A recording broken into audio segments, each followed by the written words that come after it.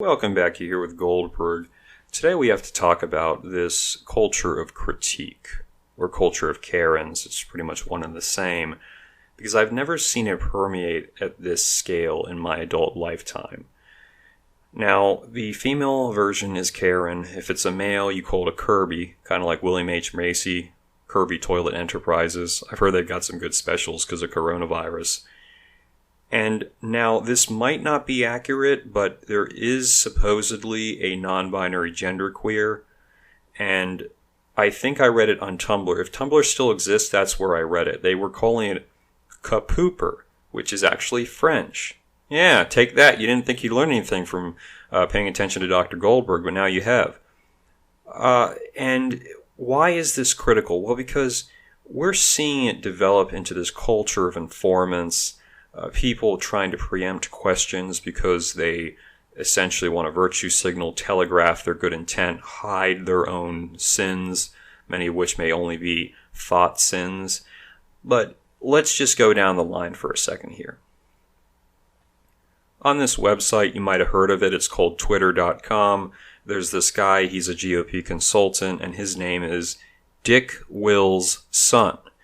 And he was angry. He wanted to return his Domino's pizza because, according to him, 10 years ago or so, Domino's tweeted back to the White House press secretary. They said, "We're from the future. We like what your boss is doing, and you've got a cute ass." And he said, "That's outrageous." Well, come to find out, his family has like Confederate flag coolers and Natty Light, and they're going, "The South will rise again." Obviously, people got offended by that. I don't care personally. In my view, especially if you're a grown-ass man and you're offended by a statue of Lee or by a flag, you're a mangina, you're a man baby. You might still be a good person, but that's just what you are. Because where does it end? You can only erase so much. You go back, you could say FDR memorials should be eradicated because obviously FDR, he grounded the Japanese in concentration camps, but more than that, he denied them PlayStation privileges. And then you go a little bit further, you've got Samuel L. Jackson as president. What did he do?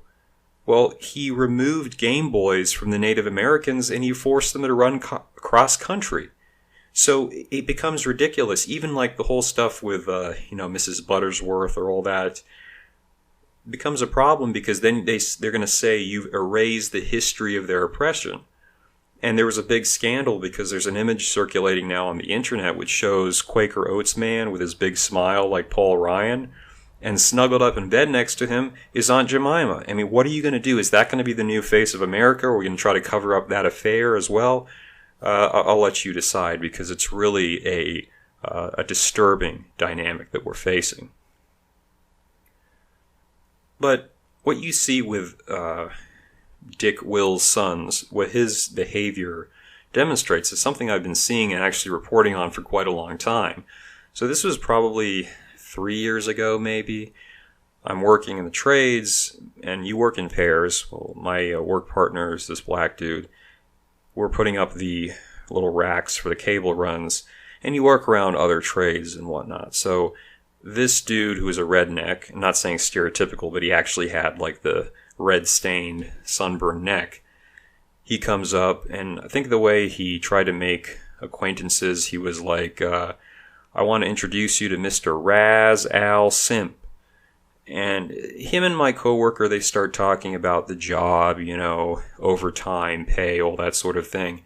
And this dude, without any lead-in, conversation wasn't going there, he just randomly starts shooting off, "I mean, I never thought that I would date a black woman because, I was in a psychologically abusive relationship with a white woman and my fiance, she's black and she was in a BDSM relationship with a black man and now we're together and we're going to have kids and our kids will be diverse and then my family, like this guy is married to Filipino, this one's white and then we're all going to have like a mini United Nations." And my black coworker's looking at him like, "Dude, what the hell? Like, you didn't ask him for a dissertation about your personal life and who you've dated." But the reason the dude was doing that is because he was trying to telegraph, "Look, I'm one of the good guys. This is me. I'm not like that type of person or whatnot." And again, it's never requested. It's done without without interest because they want to prove a point in advance.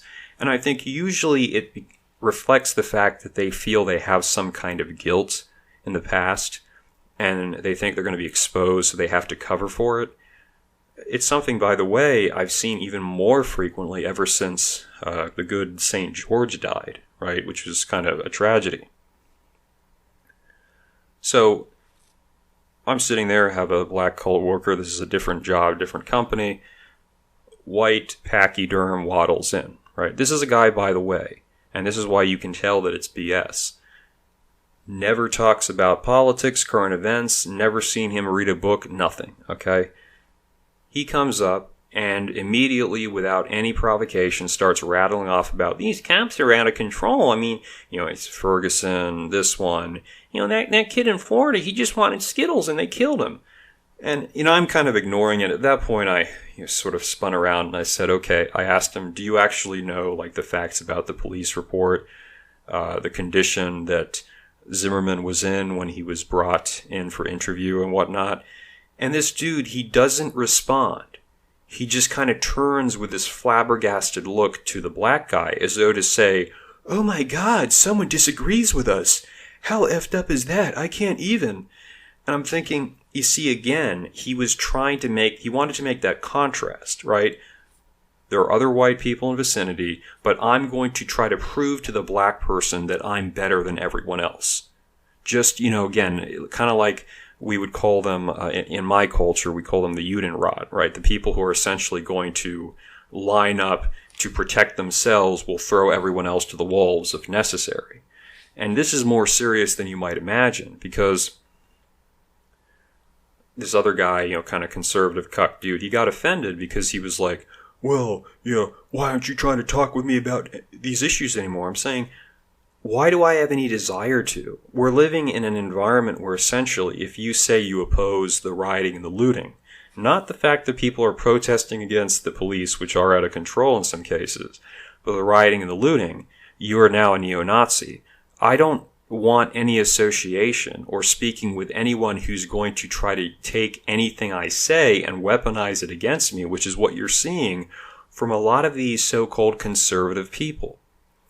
Weirdly enough, I know some folks, predominantly they're females, but some males as well.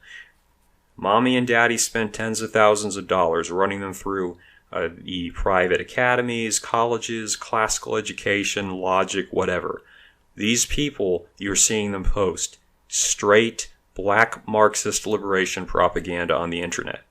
And it's so easy to undermine, but their reaction, if you try to actually get them to elaborate and explain it a little bit more, is to just kind of dance around like, no, that's just how it is, not listening, huh?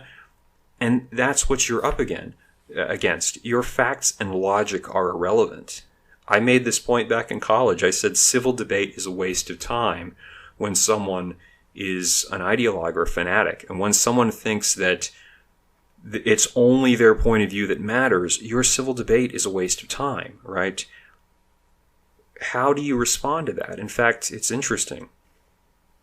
You can use your facts and logic, but a lot of these folks who are all about being Karens, or trying to virtue signal, telegraphing their goodwill to all mankind, they're going to listen to arguments and they're going to say it doesn't matter because now there's this thing trending, which is basically this really trashy ass, I'm not going to say the term, it's related to Santa Claus, but she's got her belly hanging out. She got arrested outside of a nightclub because she was told to leave and she refused to.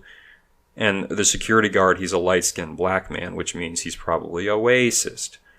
So he's got her handcuffed and she starts kind of shaking her butt and jiggling and she's like, you gonna hear me fart, you gonna hear me fart. And everyone's like, yeah, this is so epic. It's, standing against oppression. You're thinking, how do you fight that? How does Ben Shapiro fight that with facts and logic when you can just do some stupid remix tape or post a viral meme and that's all that actually is going to register in the minds of these morons, frankly. And I'm talking about the white empowered activist class.